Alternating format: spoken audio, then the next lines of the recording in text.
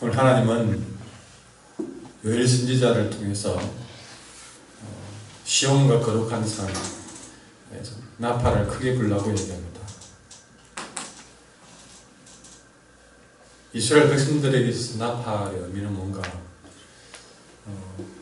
여러분, 이스라엘 백성들은 나팔을 기억할 때에 주로 나팔이 부르다 그러면 크게 세 가지 종류의 그런 행사를 의미합니다.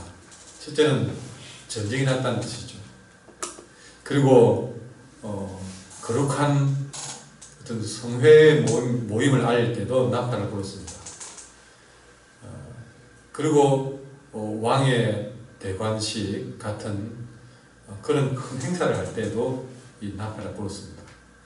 나팔이 불었다 그때는 전쟁이냐 아니면 어떤 정말 거룩한 모임이 있는 것인가, 오늘 왕이 임직하는 날인가, 그런 정도의 모든 부분에서 중요한 날 나팔을 불죠. 그러나 오늘 부는 나팔은 전쟁의 나팔 소리였습니다. 그리고 경고의 나팔 소리라고 했죠. 오늘 본문에도 1절에 보면 경고의 소리를 질러라. 여호와의 날, 심판의 날이 이제 임박했다. 여러분, 지금 그들에게 다가오는 여호와의 날은 어제도 말씀드렸지만 그들이 생각했던 여호와의 날은 대부분이 참 기다리고 사모하는 좋은 날이었습니다. 그러나 그렇게 좋게 기대했던 여호와의 날은 그들에게 심판의 날이 되어서 이 백성들이 기대했던 것과는 정반대로 2절에 보니까 정말 어둡고 두렵고 캄캄하고 짙은 구름이 덮인 그런 날이 될 것이다. 그런 어떤 날은 괜히 캄캄해지면서 짙은 구름이 끼어이며 어두워지고 그럴 때 이게 무슨 날이지? 불안한 마음이 싹 듭니다. 어떤 영화를 볼 때도 어떤 그 두려운 일이 벌어지기 직전에 갑자기 캄캄해지는데 달이 가린다는 구름이 갑자기 몰려오는데 어두워지면서 불안감을, 두려움을 이제 미리 갖게 만드는 그런 장면들을 묘사하고 합니다.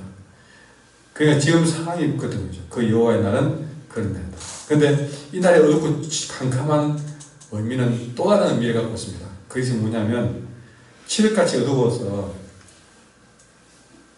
도망하고자 마음먹어도 도망할 수가 없는 그런 상황도 여기서 연출을 하고 있다는 사실이죠. 자, 지금 이 요엘서가 묘사하고 있는 이 경고의 나팔 소리가 더불어서 여호와의 날이 임할 때에 여러분 그 장면들을 하나하나 마음속에 생각해 보면서 이 말씀을 들으십시오. 너무나 어둡고 캄캄하다.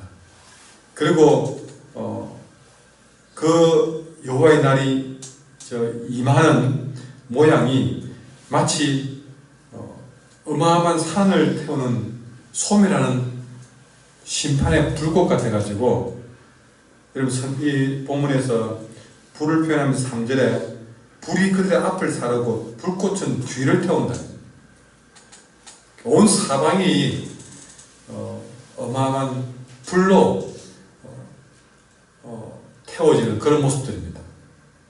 가끔 제가 제 경험을 얘기했지만 저는 그게 어느 정도 제 마음속에 나도 모르게 지워지지 않는 트라우마 같이 느껴진 것 같아요. 학교 다니는 중학교 산에 불이 났을 때에 그때 그 불을 끄기 위해서 올라갔던 기억이 나는데 바람이 엄청 어마어마하게 불었습니다. 얼마나 급했으면 중학생들까지 그 불을 끄기 위해서 동원이 됐을까요? 바람이 어마어마하게 부는데 그때 제가 받은 불은 정말 두려운 불이었어요. 어마어마하게 두려웠습니다. 불이 사람을 잡기 위해서 따라오는 것 같았어요. 따라오는데 그냥 저는 불은 타면서 이렇게 천천히 가는 걸로 상상했거든요. 근데 그때 제가 받은 불은 첫째 경험은 살아있다, 불이. 그리고 어마어마하게 빠르다는 생각을 가졌습니다. 저가 도망가면서 달리는 속도보다 이 불이 붙어나가는 속도가 더 빨랐습니다. 나 살리라고 도망을 가는데도 불은 저보다 더 앞장서서 훅 달려가지고 마치 오토바이를 타고 달리듯이 불이 달려가지고 살아서 웃으면서 저를 사로잡을 듯이 제 느낌 그랬습니다. 확 앞서더니 불이 또 확 돌아서서 저를 보고 무서운 눈빛으로 확 우는 듯한 그런 느낌을 제가 가졌어요. 야, 저 불이 살아서 나를 잡아먹으려고 하는구나. 그런 생각. 여러분, 지금 아니나 다를까 요엘서가 그 당시 임하는 불꽃이 그런 불이었던 거죠. 앞을 사르고 뒤를 태우면서 공격에 들어오는데 그 불이 한번 확 지나가니까 전에는 예전에 땅은 에덴 동산 같았는데 그 불이 한번 지나고 나니까 불이 지나고 난 다음에 나중에 땅은 황폐한 들같이 되었다. 그것을 피한 자가 하나도 없었다. 그때 제가 느꼈던 그런 두려움, 그런 것들이 바로 이게 그대로 성경에 기록으로 남겨져 있습니다. 저는 에덴 동산 같은 그런 땅도 언제 여기에 그런 동산이 있었나 싶을 정도로 확 다 태워버린다는 사실이죠.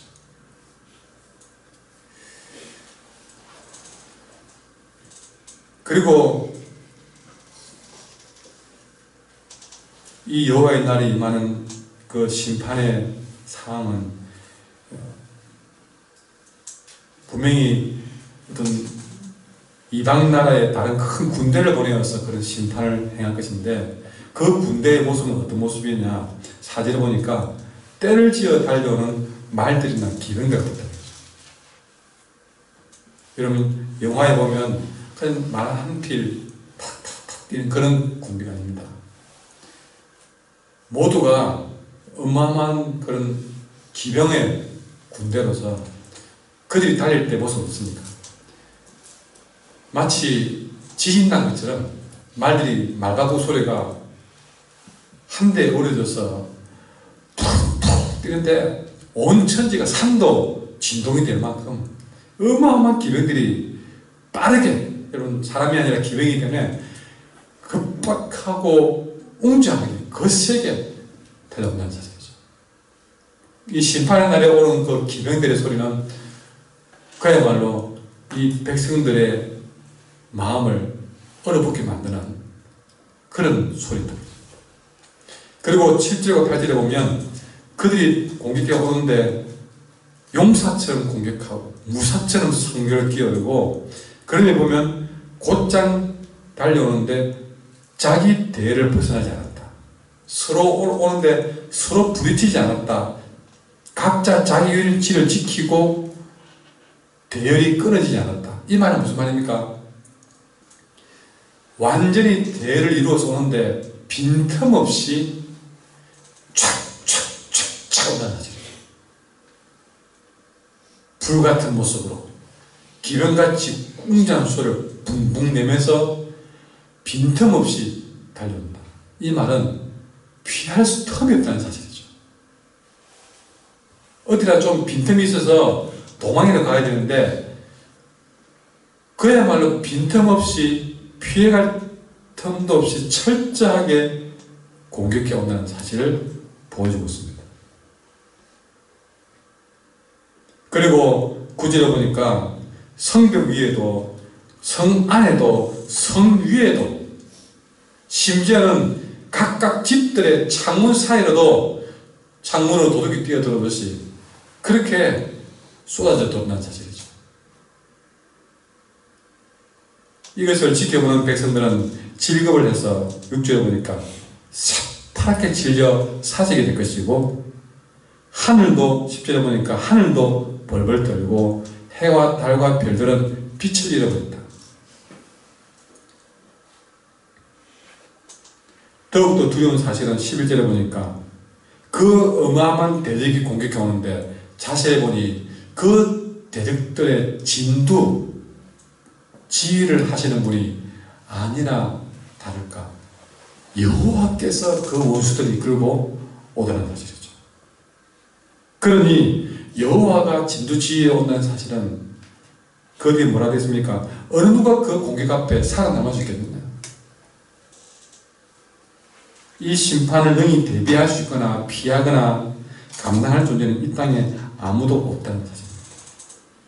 여러분, 이런 두려운 얘기를 이 새벽에 왜 드려야 될까 하는 생각을 해보게 됩니다. 하나님은 왜 그의 백성들에게 이런 어마어마한 경고의 나팔을 둔 것인가? 여러분, 우리가 아이를 키우면서도 가끔 있지만 부모는 그 아이에게 화를 낼 때 왜 화를 낼까요? 넌 그러면 맞는다 그러잖아요. 용서 안 한다. 마지막이다. 왜 그럴까요? 여러분, 왜 그렇게 자들을 그렇게 겁을 줍니까? 그게 재미가 있어서 그렇습니까? 아니면 원래부터 그러고 싶어서 그렇습니까? 내 성격이 그렇습니까? 아니거든요. 그 말은 각기 말은 다르지만 한마디를 말하면 하지 말합니다. 그러지 말합니다. 하나님이 열심자에게 왜 이런 경고의 나팔 소리를 불러할까? 왜 이런 말씀을 새벽에 주시는가? 이거는 물어볼 필요도 없이 하나님이 이런 경고의 나팔을 불어서 정말 그들을 이 정도로 철저하게 때려 죽이고 싶은 마음이 본심이 아니라 그런 심판의 날이 임하지 않도록 돌이키라는 겁니다. 또 다르게 말하면 나 아직도 너희들 포기하지 않았다. 그 얘기입니다. 진짜 심판할 것 같았으면요, 정말 죽이고 싶은 만큼 미웠다면 그 말도 없이 경고의 나팔 왜 붑니까? 그냥 공격하고 썰어버리면 되잖아요. 경고의 나팔을 분다는 것은 아직 너를 포기하지 않았다는 뜻입니다.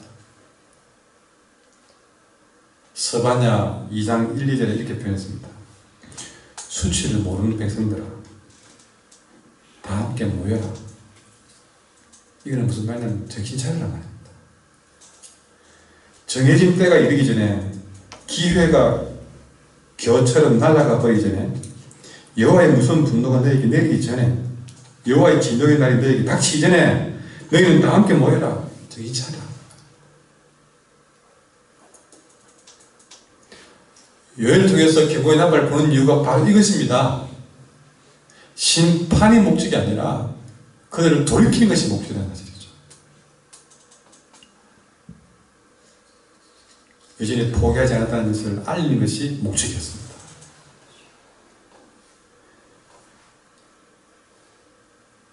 이걸 통해서 마지막으로 깨닫는 것은, 여러분, 하나님이 이 모든 두려운 심판의 진두지휘를 한다는 사실을 기억하면서 왜 이렇게 되었을까? 왜 하나님이 그의 백성을 치고 있을까? 하나님이 그들을 택하여서 그들의 백성 삼았는데 왜 그들을 택한 하나님이 택한 백성을 치고 있느냐는 것이죠. 결국에는 하나님을 대적하고 하나님이 대적이 되도록 만든 사람들은 이 백성들이었습니다. 그들을 택한 하나님을 돌아서게 만든 원흉은 바로 그들이었습니다. 다시 말하면 하나님을 내 편이 아니라 나의 대적으로 만드는 사람은 오늘 본문에 나오는 것처럼 세상에서 가장 어리석은 사람이라는 것이죠. 세상에서 가장 잘못 산 사람은 하나님을 적을 만든 사람입니다.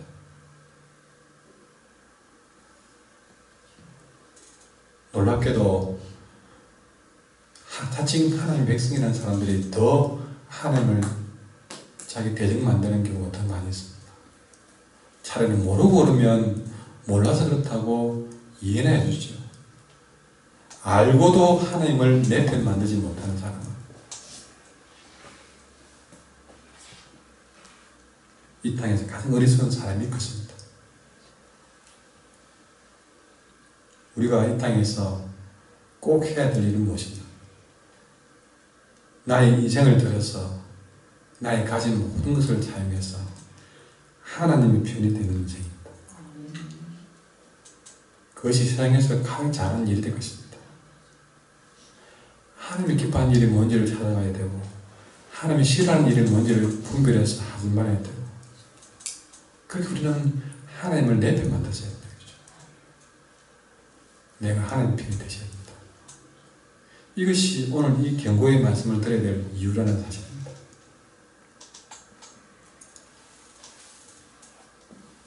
하나님이 내게 뭘 원하시는지를 아시기를 바랍니다. 이 말씀 듣고 막 두려워해라는 말은 그건 여러분이 성경을 그것만 읽은 것입니다. 그것만 읽고 난다면 여기서 두려운 말씀이냐? 그럼 끝나버립니다. 그는 하나님의 오히려 그 겉을 벗겨서 들여다보면 정말 어떤 면에서는 하나님이 세상을 이처럼 사랑하사 하는 사랑의 메시지보다 더 큰 사랑을 여기서 우리 읽을 수 있다는 사실이죠. 그 안에는 우리를 품고자 하는 뜨거운 하나님의 사랑의 열정이 더 이런 말씀 속에 더 숨어 있다는 사실입니다. 우리를 부르고 있다는 사실이죠. 이제 눈을 감고 기도합시다.